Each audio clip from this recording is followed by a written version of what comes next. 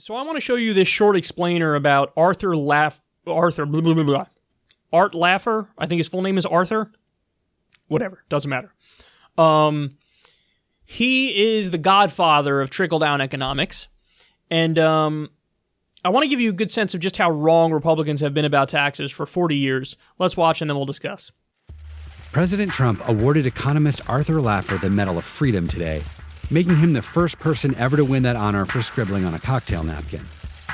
In 1974, Laffer had a drink with Dick Cheney, who was then President Gerald Ford's deputy chief of staff, and drew a sketch of what became known as the Laffer curve. The curve starts with two truisms.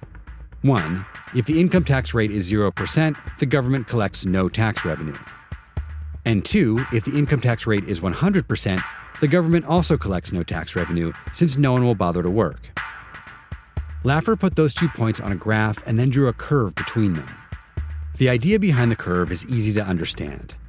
As income tax rates rise, so does the amount of money the government collects. But at some point, people have less of an incentive to work or start a business since they get to keep less of their income.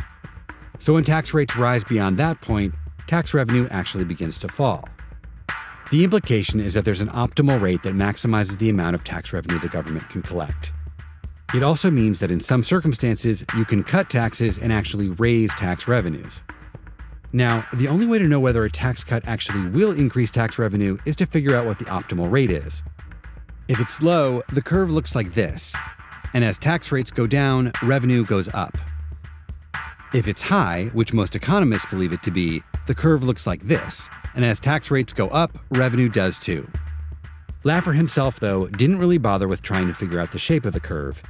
He just made it symmetrical and said that the US was on the wrong side of it. This was music to the ears of conservatives. They seized on Laffer's idea and with his help, made it even catchier. Tax cuts would pay for themselves. Americans could eat their cake and have it too. Cut taxes and still pay for government programs without increasing the deficit.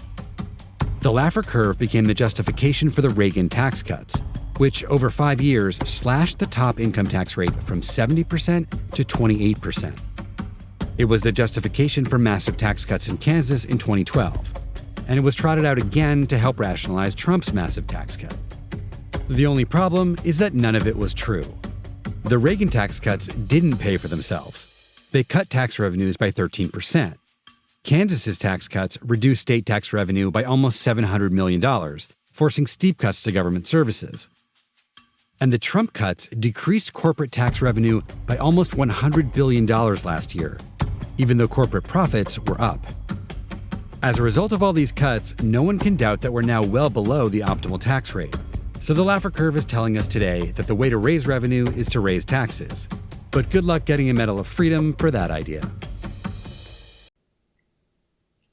So that doesn't even tell the entire story, because he was talking about what happened with corporate taxes there. The reality is that as a result of Trump's tax cuts, it's going to blow over a $2 trillion hole in the deficit.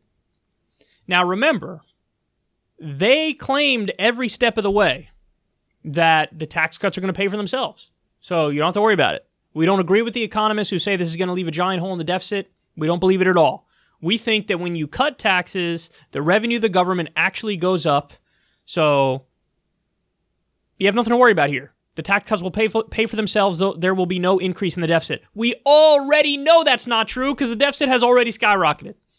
But they never come out and say, whoa, whoops, I guess we were wrong. Which leads to the question, and here it is. Do they just use this as an intellectual veneer because all they care about is cutting taxes and giving corporations and their rich billionaire buddies more money? So do they just use this as a veneer? They know it's not true, but they use it as an intellectual veneer as to why they're doing what they're doing so that they could just run out the back door with all the money. That's possible, right? It's possible that they know that what they're saying is bullshit, but they say it anyway because all they care about is actually getting that money. And so they implement the policy, they get the money, and they never come back out and say, oh, I guess we were empirically proven wrong. That's possible. Or it's possible that they're just idiots. and that they really think like, no, seriously, this time it'll work, bro, even though the past like 4 times we fucking tried it hasn't worked. I don't know what it is. Frankly, I don't care what the fuck it is. All I know is it's the wrong policy. And, there are a variety of aspects to a right-wing economic approach. Obviously, tax cuts for the rich and tax cuts for corporations. That's like the cornerstone of it. The other cornerstone of it is deregulation. The philosophy is if you get the government off the backs of businesses, then businesses will expand and the economy will do better. But of course, we learned that oftentimes when you get rid of the regulatory agencies and you cut back, then there's really no cop on the beat to look after what these companies are doing, and that's when they start breaking rules. That's when, some companies might pollute more, for example. Some companies might take extra risk for short-term gain and in the long run threaten the viability and the stability of the economy. That's what we've seen on Wall Street when you deregulate. So really, tax cuts for the rich and deregulation, this right-wing approach to the economy, time and time again, it's been proven to be a bad approach because we have what's called boom-bust cycles. So everything takes off and you think everything's going great and then everything explodes. And that's what we're in the middle of seeing right now. And you notice how Trump always brags about the stock market being high. First of all, it's not a good indicator of how your average American is doing. Second of all, the bubble's going to burst eventually. And when the bubble does burst, it also does hurt regular people because it's a situation where when the stock market is going well, the rich and the corporations are the only ones feeling the benefit. But then when the stock market does poorly, the corporations start laying people off and it hurts regular people. So it's kind of a double whammy of fucking overworking people. And that's right-wing economics in a nutshell. That's what it is. So it was the same economic philosophy that led to the Great Depression, same economic philosophy that led to the post-Reagan recession, same economic philosophy that led to the subprime mortgage crisis and the Great Recession, along with repealing Glass-Steagall, which was an important regulation that separated commercial banking and investment banking. So to give this guy he's a fraud. To give this guy, a Medal of Freedom or whatever the fuck he got, honestly, it's embarrassing, man. It really is embarrassing. That curve is so just on logic alone, you could rip it apart. Like the idea of here, this is the way it works. But what's not accounted for in the Laffer curve is what is the government money going towards? So in other words, you could have a high tax rate like they do in many social democracies, but then that money's actually going towards the people, so they're not at all disincentivized from working. Yes, if you have a high tax rate and then all that money is going towards endless war, all that money is going towards Wall Street bailouts, corporate welfare, well, yeah, then you might see people go, what the fuck am I working so hard for?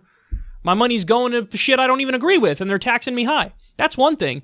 But if you work and then your money goes towards healthcare for everybody, and education for everybody, and a strong social safety net, and paid vacation time, those are obviously not the same things. And so maybe your work ethic is not impacted by that. And if anything, you'll work harder. And you don't care about the high tax rate. You support the high tax rate. So it's just so simplistic and stupid. But what would you expect? We're talking about Art Laffer, and we're talking about Donald Trump.